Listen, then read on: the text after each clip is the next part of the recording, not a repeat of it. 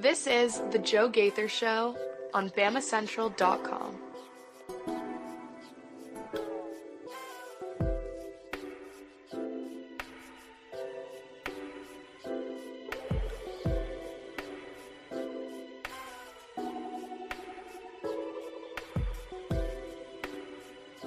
Good afternoon, Tuscaloosa, Internet World, West Alabama. How we doing today on this Monday? It's October the 7th. Hope you and yours are doing well right here in Tuscaloosa. Oh, my goodness gracious. We have a lot to get into on the Joe Gaither Show, so I appreciate everybody for watching us on the Bama Central YouTube channel. You can check us out on Spotify, Apple Podcast, or on Amazon, your favorite podcast platforms. The Joe Gaither Show on Bama Central. We appreciate everybody who's jumping in and joining us right there. You can always leave me a comment, question, query, or complaint. And we are live inside the Derry Daniel Studios right off of McFarland Boulevard. Happy to be here today. You can call Derek Daniel and his team today, 205-758-3391, for all of your insurance needs. Call and see how much Derek can save you today. So it's kind of a great time today. Well, as good of a time as we can. Oh, my goodness. You can always leave me a comment, question, query, or complaint at Joe Gaither 6 if you want to, and we'll pop those up on our screen as there is a ton to get into. Alabama losing to Vanderbilt 40-35 over the weekend. I was in First Bank Stadium, and goodness gracious, it was an experience. It was an experience and a half.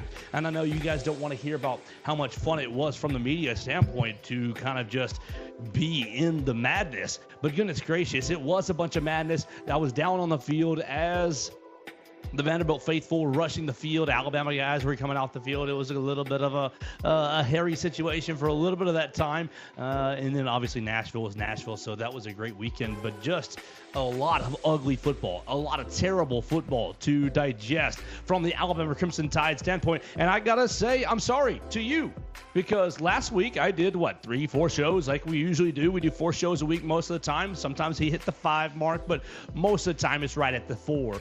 And 3 of the 4 shows, obviously we recapped the Georgia win, and then we did 3 shows. Well, we actually did 2 shows on Georgia. That's how much we did not respect the opponent, the Vanderbilt Commodores, Diego Pavia. And so I need to apologize to you. We did a Thursday show where we kind of broke down what Vanderbilt was doing from a triple option standpoint and how dangerous he was, Diego Pavia, in the run game.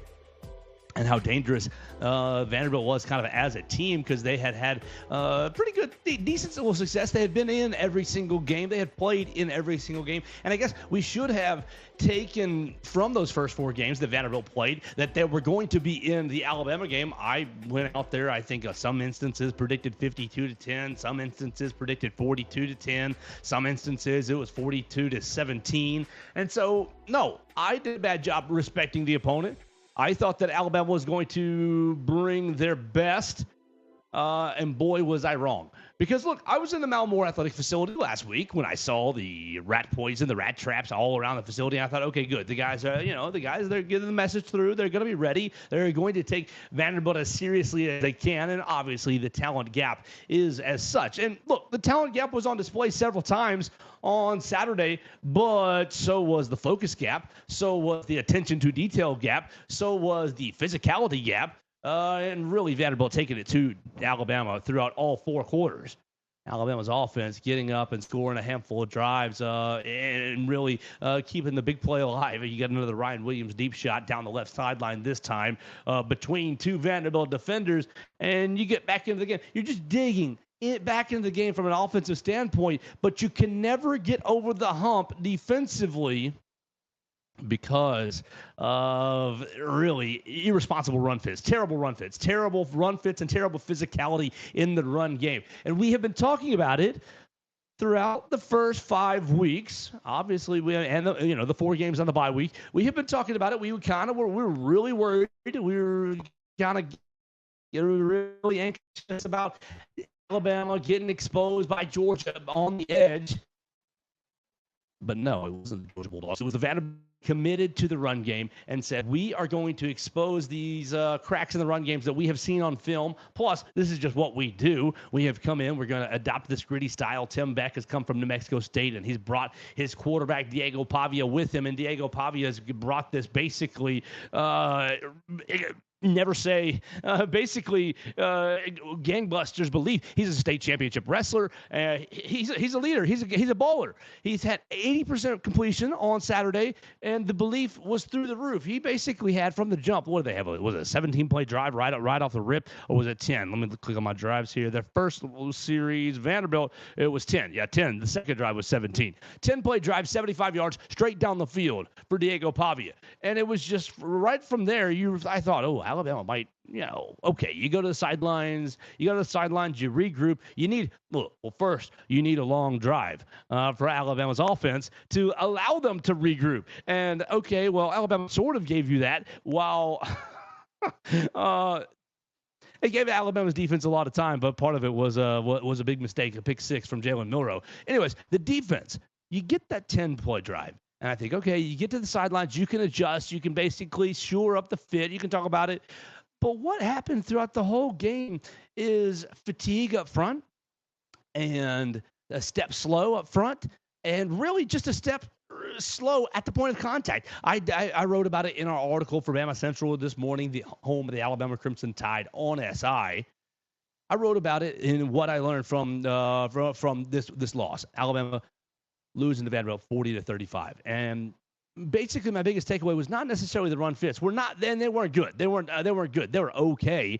But you have poor run fits that led to yards after contact.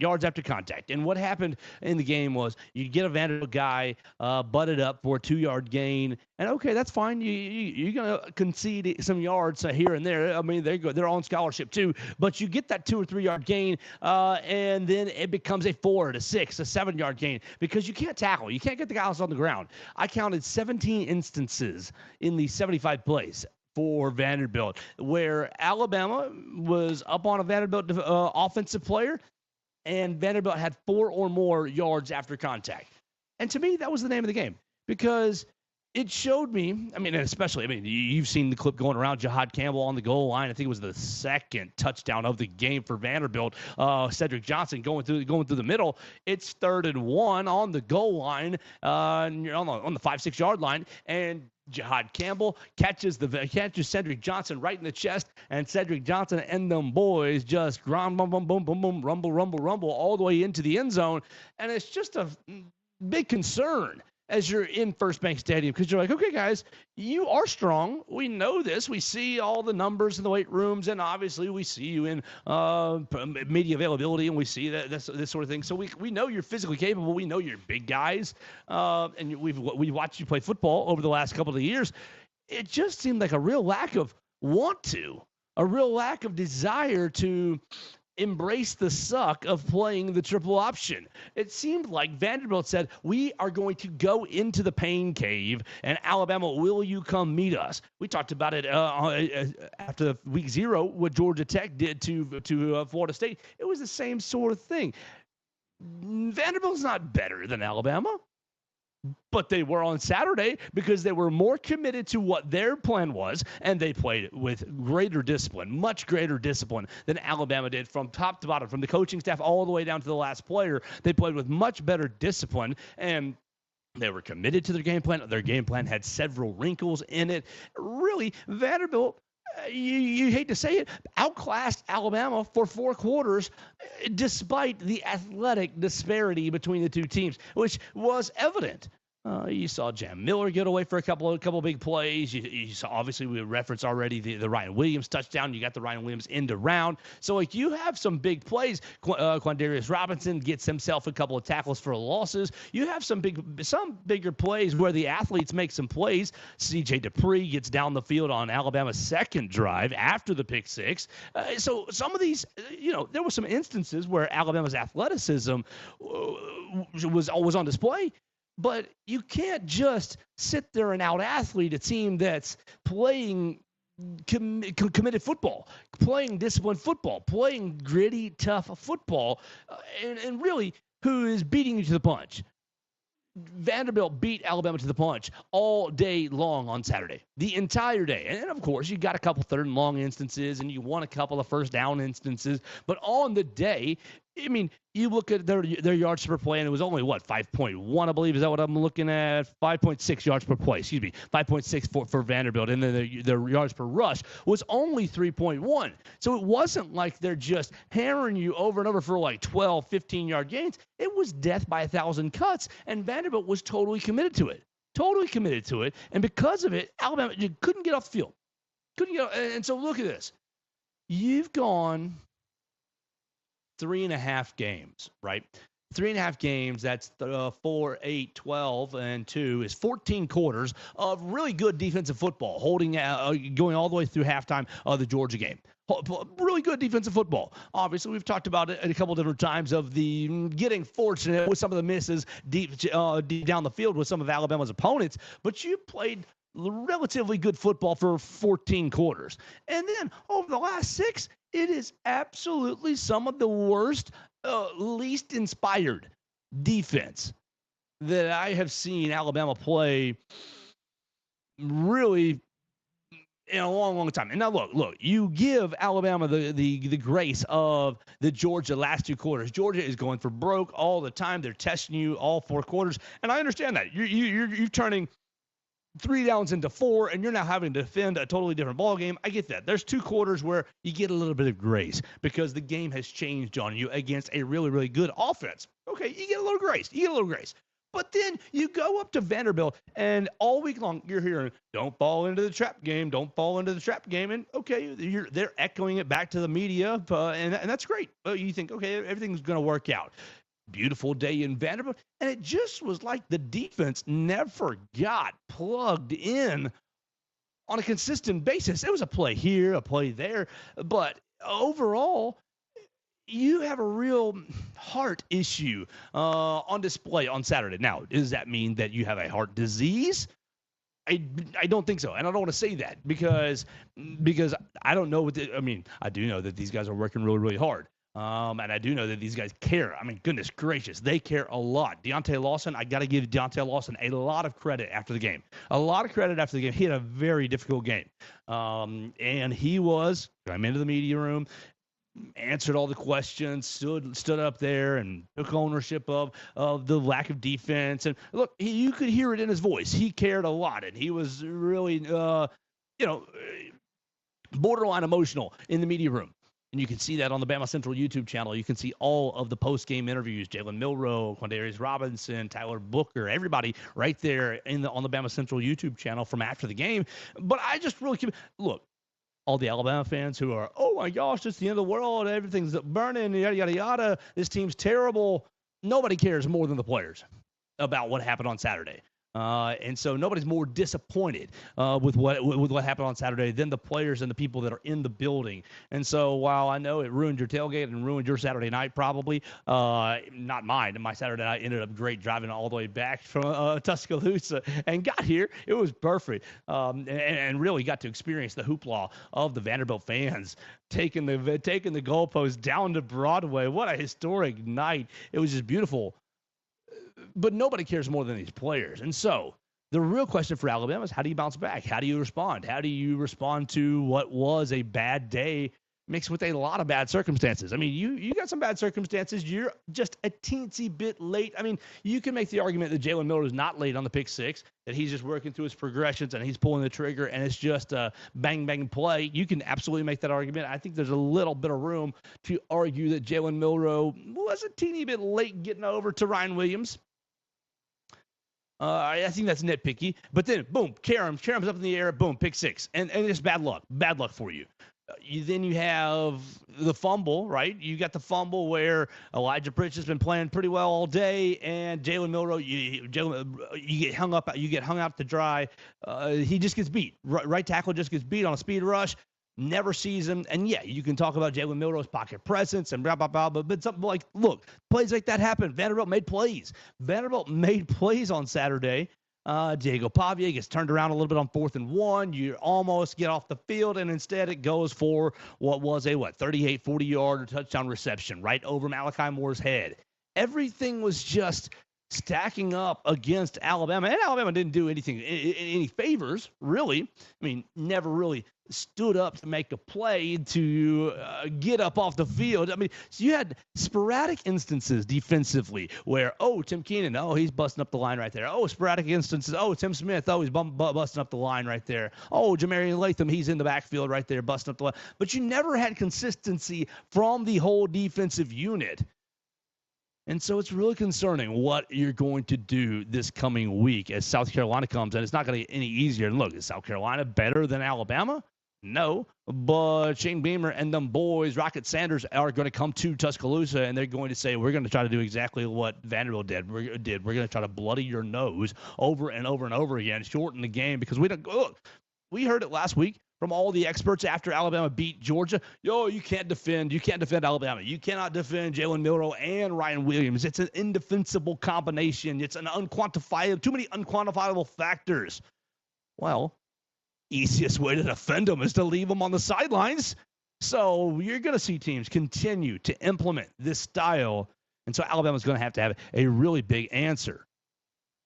And you've seen people online, you might have heard it in your own tailgates or in your offices this morning. Alabama's got to fire Kane Wommack. That 4.25 is not going to work. That 4.25 is too light. That 4.25 can't play in the SEC.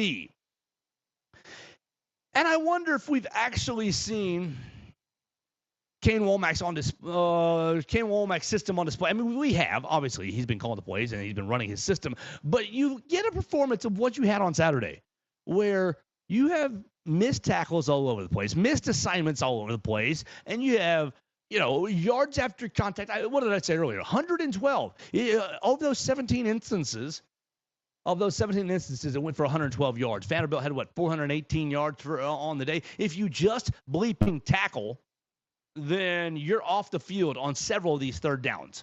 Right, Red Morgan gets drugged for a third down. We talked about the Jihad Campbell third down on the goal line. If you make that tackle, you never know what's going to happen. If you tackle these guys at the point of contact, look, you get a little big grace, 1 yard, whatever, 2 yards. That's what happens. But you got to bring your butt, bring your legs, run through the defenders. The offensive players, run through the offensive players, the ball carriers, and bring them to the ground. Simple as that. And so I would contend the Kane Wommack system has been effective through sporadic instances. Has been effective at times, but I think there's a little bit of still learning going on. I think there's a degree of still learning going on within the Alabama organization of, what are my keys? What's my assignment? It's either that.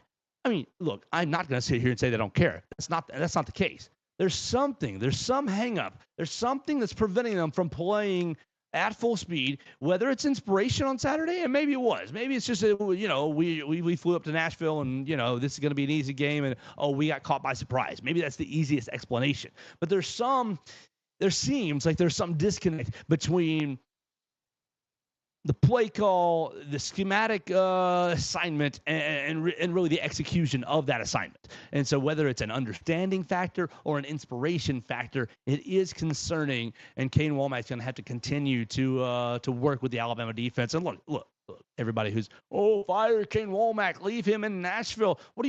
Please be serious. Be serious for real. I understand you're frustrated with the result, and I understand it didn't go the way you wanted to. You probably lost some money or whatever. It ruined your tailgate. Whatever. It's just a football game. But let's be real. You're trying to talk about, fire Kane Wommack, leave him in Nashville. Excuse me. What are you going to do? You're just going to make Colin Hitzler the new defensive coordinator? You're just going to make Mo English, hey, you're promoted. First bad game, you're fired.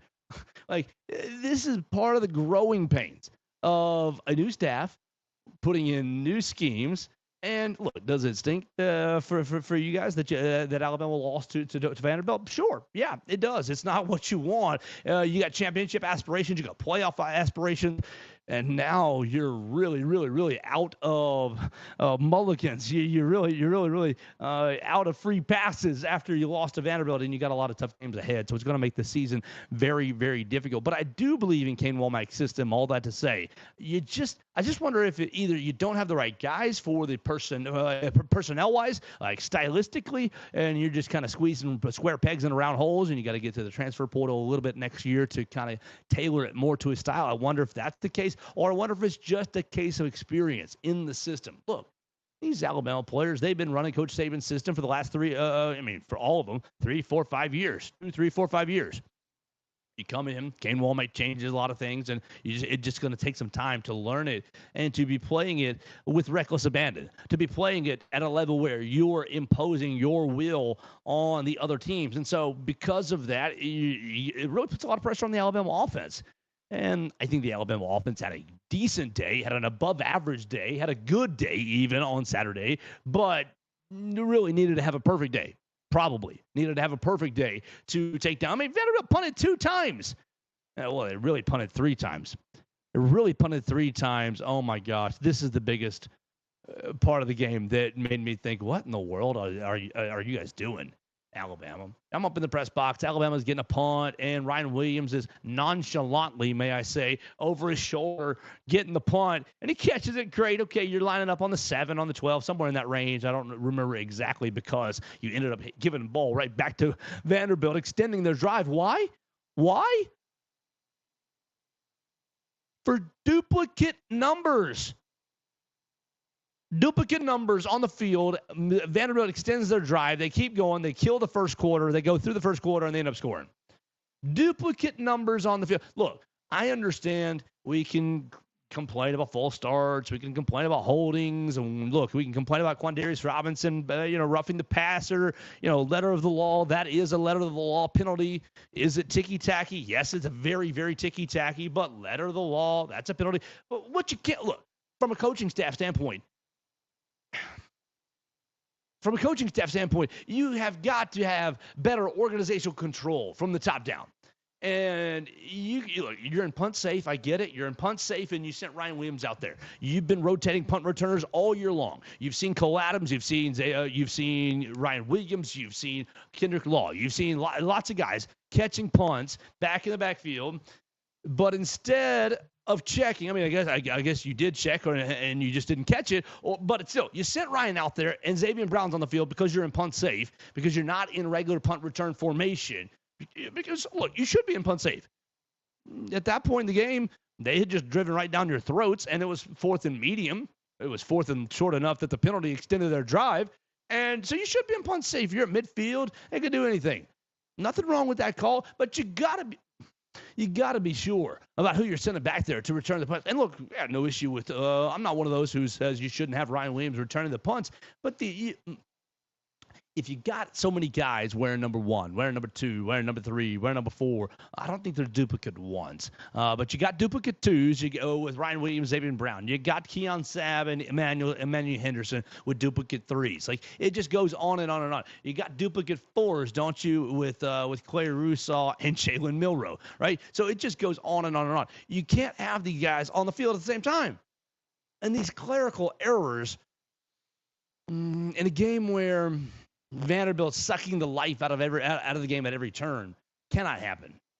And so just a really disappointing day in Nashville. Really disappointing day, really disappointing effort in Nashville. And that's where it really begins, effort. And so I don't think you can bag on Kane Wommack's scheme quite yet because I don't think that you've seen Alabama play with maximum effort throughout 4 quarters in the scheme. I think you've seen it at certain times, and because of it, you've seen big plays.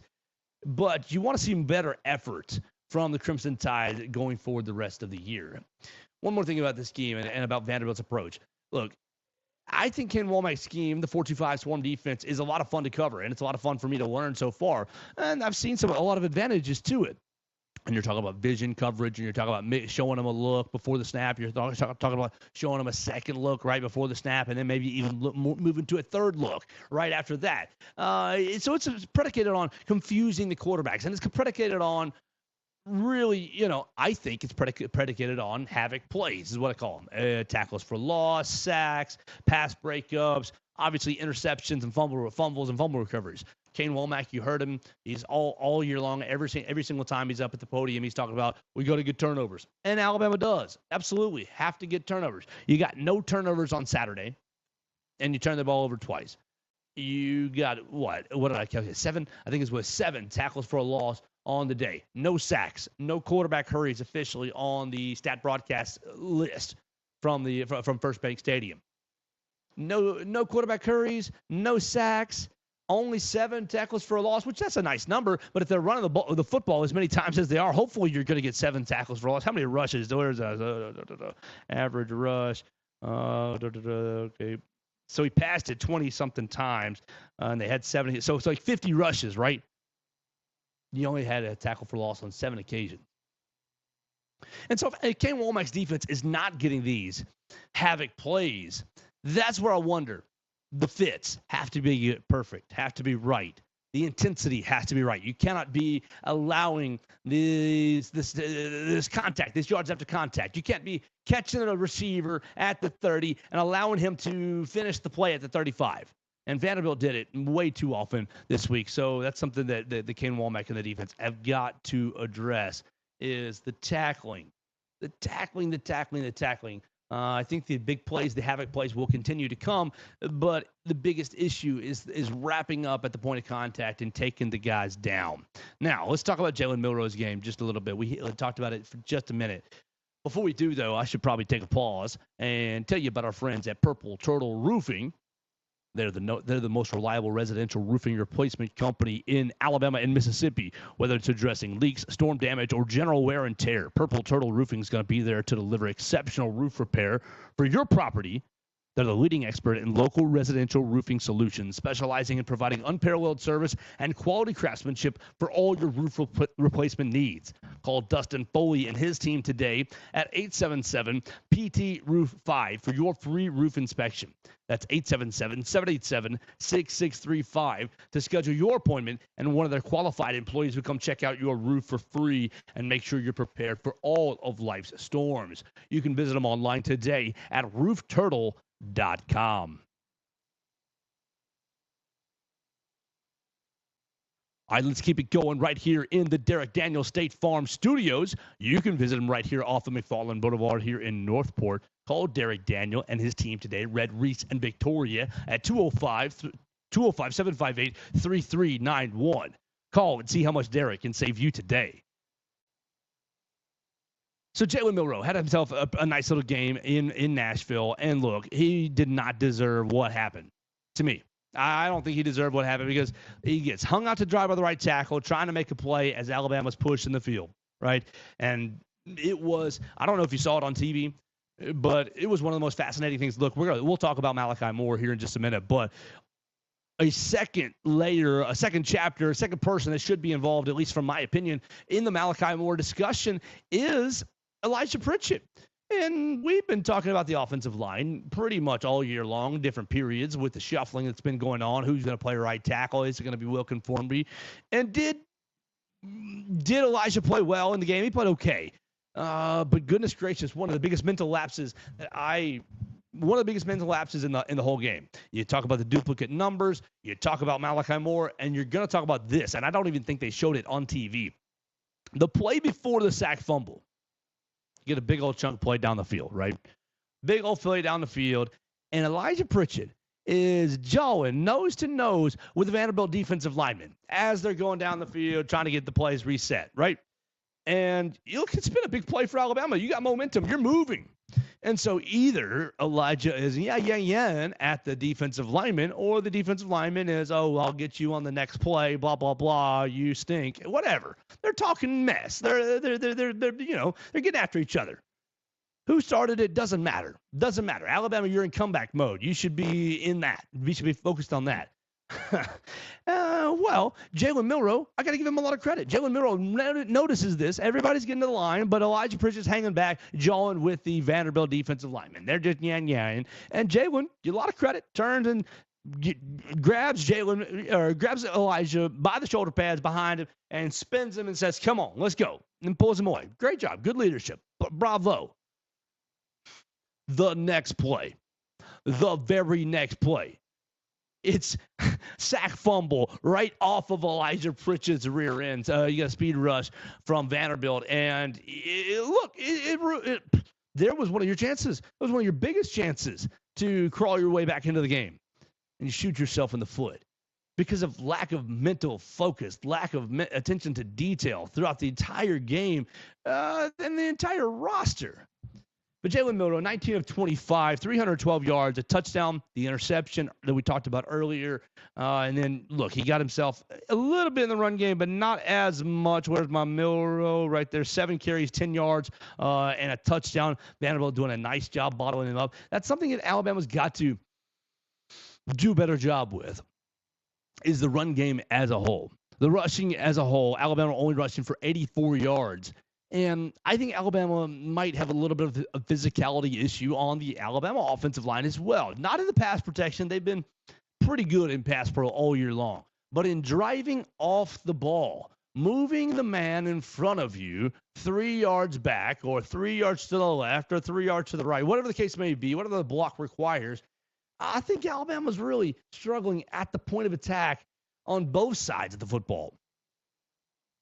Alabama's still getting out to big plays because you're getting these pin and pulls, and basically you're kind of sucking up the opposing defense, and you're trying to it only requires a couple of good blocks to get out to the edge, and by Jalen Milroe, and you see even a couple of good plays for Jam Miller on Saturday as well. And look, these backs are good enough to make big plays, but you haven't found a way this year to incorporate him the way that I thought you would through 5 games. I thought you'd be hammering off tackle. I thought you'd be hammering up, a little bit of ISO, a little bit inside zone. I thought you'd be really getting after him with Jam Miller and Justice Haynes, softening up the defense for these big plays that we see. Oh, Jam will take 4, Justice will take 3, Justice will take 5, Jam will take 2. Just hammer them away.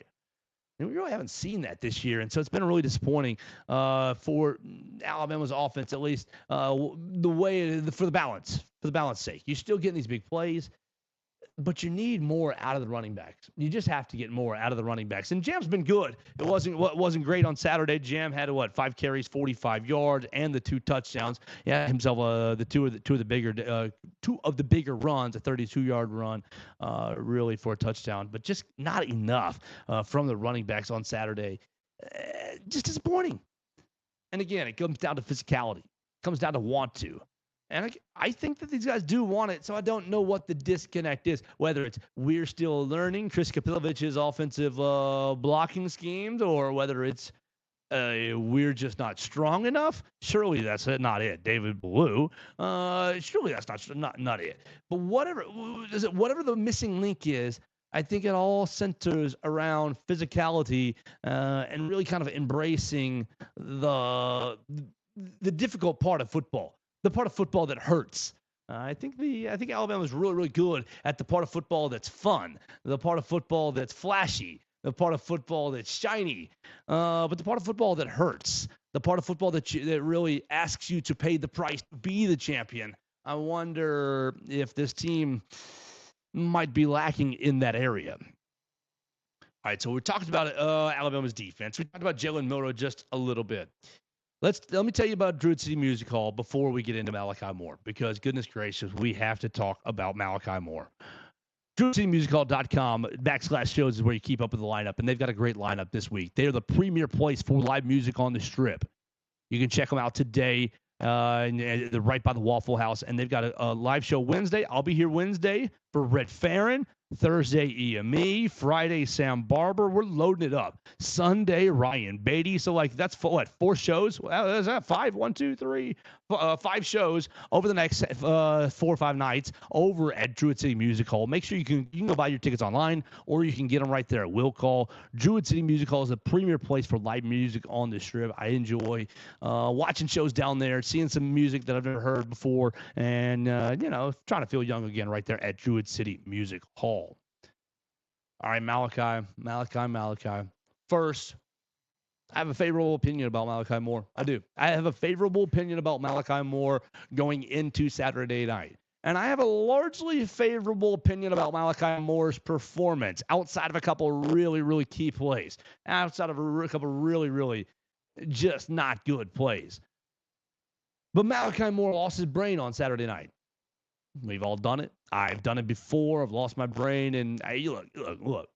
Thankfully, haven't lost my brain on ESPN in front of all kinds of viewers and in front of the thousands of people that were at First Bank Stadium. But what do you do? What do you do about Malachi Moore? He is your captain. You're one of your permanent captains. You named permanent captains before the season, and I guess this is one of the risks that comes with naming a permanent captain before the season.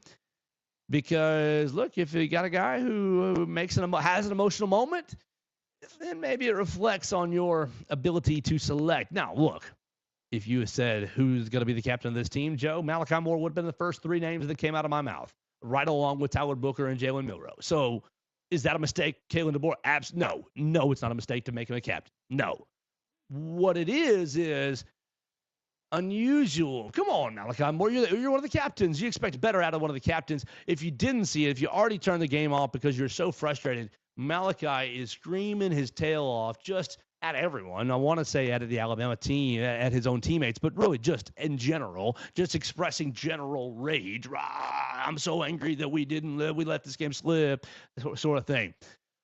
He slams Diego Pavia's head into the ground. Okay, I get that. Like, you can flag him for that if you want to, officials, but is that the worst thing in the world? Whatever. And then the weirdest part of the whole tirade is going to kick the ball after it's been spotted. You kick the ball after it's been spotted, you get the unsportsmanlike conduct to basically guarantee that your rear end is showing. And it just is a terrible look from one of Alabama's leaders on the team. The worst part to me, though, is Kane Wommack goes to sub in Bryson Hubbard, and poor Bryson, goes out on the field. He waves him off, and Malachi just gives him the wave, says no thanks. And Bryson ends up going off so they don't get too many men on the field. You come back today over here at the Mount Moore Athletic Facility, and look, Malachi Moore put out his apology. He put out his apology before the press conferences today, and it was very well written, very perfectly penned. Let's see. Let me pull it up for you because I know it wasn't that far down on my thread here. Here we go. I want to apologize to my teammates, our coaches, the fans, our alumni, and my family for the way I acted on Saturday. I was completely out of line. I let the emotions of the game get the best of me and put myself before the team. As a two-time captain and a fifth-year player, I understand the standard that we are expected to live up to at Alabama, and I failed to do so by acting in a selfish and unacceptable manner. I came back this season to represent myself, this team, and the university because it means something to me. I'm blessed to be able to wear the A on my chest and to know all that comes, and I know all that comes with the responsibility of representing this program. I will do better to uphold the Alabama standard moving forward, and I will continue to work and improve while conducting myself. I will do better to uphold the Alabama standard moving forward, and I will continue to work and improve while conducting myself in a first-class manner. Written by Malachi Moore, posted on his social medias at King Chi, C-H-I, that's King with two G's. And is this apology good enough? Sure, it's really nice. But I am a little concerned with the insubordination, not the tirade. No, look, you're angry. Things didn't go your way. You're heat of the battle in the moment. And maybe the insubordination is an offshoot of it. But I get the tirade. You're yelling at your teammates. You're rah. We didn't do our jobs today. I'm so mad. And, okay, you make a fool out of yourself by kicking the ball. All right. But Kane subs you out, and you say, nah. Look, there's only one play left, and I'm pretty sure the next play was the kneel, right? Just come on off and tirade on the sidelines. Go off and give it to your guys on the sidelines right there. You've already cost them 15 yards. And I don't think I don't think that Malachi Moore is an insubordinate player. I think that you have seen people maybe suggest that over the last 3 days, over the last 2 days, and I don't think that is necessarily the case. I think that he, as a lot of people have said, is just a guy who's cared a lot. Kalen DeBoer said there's nobody really who cares about the program more than him, and said that he wasn't going to be suspended because of what he has meant to the program and what he has given to the program since at least their experience in January. And I get that. I understand that. But you got guys right now, or you have, fans and narratives, people wondering about the discipline on this team, wondering about the level, the commitment, the focus, basically how tight the ship is right now. And with the wondering, you got the duplicate number penalties. You've got all the jawing after the plays. You've got, a couple, not really fights, but almost fights after the game. Almost fights, we'll say that, after the game down there on the field. You've just got some issues that lead to questions about discipline on this team. And I wonder, look, Kane Wommack, Kalen DeBoer have way more experience than I do. Way more experience. The next game that I coach, the next play that I call will be my first. The next player that I coach will be my first. So those guys have way more experience in this business and they know what's going on. They know the pulse of Malachi Moore. They know that relationship much better than I do. They live that relationship. I don't live that relationship. But boy, I'd have a tough time seeing 13 on the field if I were Kane Wommack this week. At least in the first half, for sure. And look, you've got to bounce back. Alabama, we understand that. South Carolina is not going to be one to take lightly. They're going to try to come into Tuscaloosa and get a big old upset, get a big old signature win for Shane Beamer, right? Continue the sky is falling for Alabama.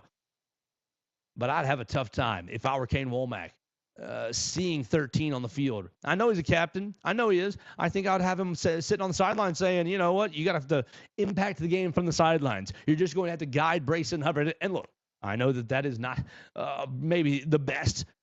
That's not the most exciting. That's not the smoothest fit for Alabama with him off the field. But boy, I think I would have a hard time. Now, look, I'm a different person than Kane Wommack and Kalen DeBoer. As I said, their relationship might be different, and they live a different relationship than I see. I only get to see just like a half of a 1%, less than that. We see these guys a couple times a week, just for about 5 minutes, 10 minutes, and we appreciate it, but we don't know these guys. And so while I maybe would suspend Malachi Moore, I think I would. I put that poll out there at Joe Gaither 6. Yeah, the vote's already closed. We got like 70% of the people, like 200 some votes, 70% of the people saying that they would suspend Malachi Moore. I think I would too. But Kalen DeBoer saying they're not going to. Kalen DeBoer saying that he came into the locker room with contrition and immediately owned up to it, said, hey, man, that's not what we're doing here. I'm sorry, guys. And said that he's been great for the last 2 or 3 days about it. And so you take Kalen DeBoer at his word, and you need him. You need him out there. And so you hope that, it's just a moment of real extreme frustration and not a sign of anything deeper. I don't think that it is. I still would have a tough time maybe that's my own ego. We'll just say that. We'll chalk it up to my own ego at that. All right, so we talked about Kalen DeBoer a little bit. We talked about Malachi Moore. Would you suspend him? Look, let's get into something really dumb. Really, really, really dumb. Kalen DeBoer, over the last, 5 games, you've played 5 games. Over these games, he's played, you're 4-1. Yeah. Over these games, he's been wearing a T-shirt, gym shorts, ball cap in these games. He looks like a PE teacher. Let's just be honest. He looks like a PE teacher. Does it matter? No, it doesn't matter one bit. But after Alabama loses to Vanderbilt, it becomes a piece of string for the upset, for the angry to pull on. And does he look like Coach Saban looked? No. Coach Saban and his coaching staff wearing the polos, and everybody was wearing uniform polos, essentially. Uniform polos and khakis, unless maybe some were in jeans, but most of them were in uniform polos, and most of them all had pretty much the same shoes as well. And, I'm pretty positive that the coaches wore the opposite color so if it was a road game and the guys were wearing white, they would wear crimson polos. And if it was a home game, the guys were wearing crimson, coaching staff would wear white. Basically, uniformity, keep it simple. Everybody knows what they're doing. Just give me your size. Here's your polo. Bam. Easy. Well, it's very clear. It's become very clear that Kalen DeBoer doesn't have those same dress code rules for his coaches. You got Christian Robinson wearing blue on the sidelines, and I think that's something to do with signaling. I think that is something so that his guys can see him quickly and say, move here, move there, get him positioned right. I don't think that is any sort of, I don't like crimson or white. I really think that is to stand out on the sidelines. But the rest of them, Kane Wommack, he looks like Lane Kiffin. He's going. Sometimes Kane Wommack's been having that vest on, ball cap. It doesn't matter what these guys are wearing. You got fans complaining, "Wow, Coach DeBoer doesn't look that good. Coach DeBoer doesn't look good. He's not looking sharp. He doesn't look like he's taking it seriously." Well, what do you want him to do? You want him to come out there in a three-piece suit? Look, every single time he's at the microphone for a press conference, every single time he's at the microphone for a press conference, the man's in a polo, unless he's in a button-up shirt, right? And I don't wear a button-up shirt near as much as he does. He every single time he's dressed up right. He's dressed up nice. It's game days. It's football days. He's dressed in football mode. And for him, that's dry fit, shorts, ball cap. I'm in go mode, right? Who cares? People talk about, it's a sign that he's not taking it seriously. No, a sign that he's not taking it seriously is allowing duplicate numbers on the field, not his dress.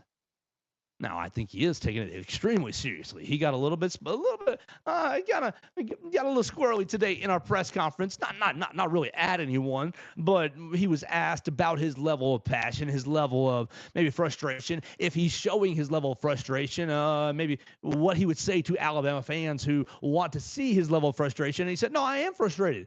This was not an acceptable result." Look, it wouldn't have mattered if he was wearing a three-piece suit, if he was wearing a full-on Alabama uniform, if he was wearing Bear Bryant's wardrobe. If you lose to Vanderbilt, it's bad. It doesn't matter what you're wearing. But I think Coach DeBoer cares a lot, and I think that he just is true to himself, and this is what he is comfortable in wearing. Now, what's he going to say? People talking about his wardrobe this week. What are you going to do if it's on Saturday? What kind of message does it send to the team if on Saturday Coach DeBoer, I'm wearing polo today. I'm wearing my nice Christopher Mobley polo. And look, we love Christopher Mobley. Great. I'm wearing my polo on the sidelines. And, I'm taking it more. What does that mean, Coach? Did you not take the first 5 weeks seriously? Did you not take the first 5 games seriously? Are we too tight for the South Carolina game? Shoot, he should come out in a three-piece suit. He should come out in a three-piece houndstooth suit. Or he should come out just in shoulder pads and helmets, and I'm locked into the game. I'm ready to go in for my guys. It doesn't matter. What matters is the wins and losses. What happened this weekend was unacceptable. What happened this weekend was flabbergasting. What happened this weekend was outside of the realm of reality, or it should be outside of the realm of reality. But it was real. We were there. And so it doesn't matter what Coach DeBoer is. If Coach DeBoer is winning a national championship, wearing his T-shirt and shorts, you're going out and buying your son and daughter those same T-shirt and shorts. Doesn't matter. It's just a little something new, and it's a little something that it's a different way that Coach Saban did it. Look, do you want him to be in that hat, in that big pine hat? No, you don't. I think Coach DeBoer needs to keep being himself, needs to keep keep fighting the good fight, rally the troops a little bit because it's a big day. And the last thing that he needs to be worried about is his attire. Now, maybe the wife steps in and says, "Hey, honey, what do you think about wearing this outfit on Saturday?" And maybe it is a little classy, but classier, a little step up on the scale.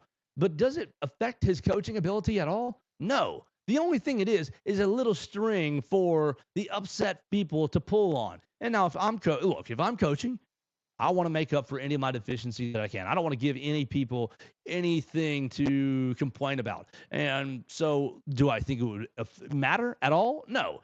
But I'd probably dress a little nicer just because I wouldn't want to hear it. I wouldn't want to hear it from the peanut gallery. "Oh, Coach, you're dressed like a slob." And I'd say, but I called that, that play to Ryan Williams that I improved Jalen Milroe's passing ability down the field. I re-recruited Ryan Williams. Come on. It doesn't matter what he's dressed like. It matters what he coaches like. And we've seen so far a lot of good and a good bit of bad as well. And so he'll be judged on his results, not his attire.